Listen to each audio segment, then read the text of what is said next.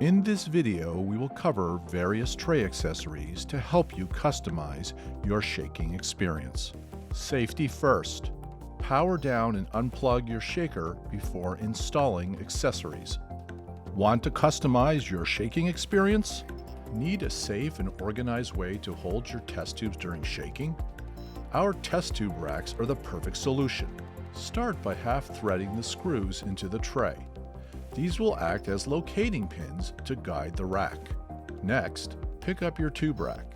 Align the half holes in the rack with the partially screwed-in pins on the tray. Snap the clip on the rack securely onto the side of the tray. Fully tighten the screws using your screwdriver. Remember, don't over-tighten them.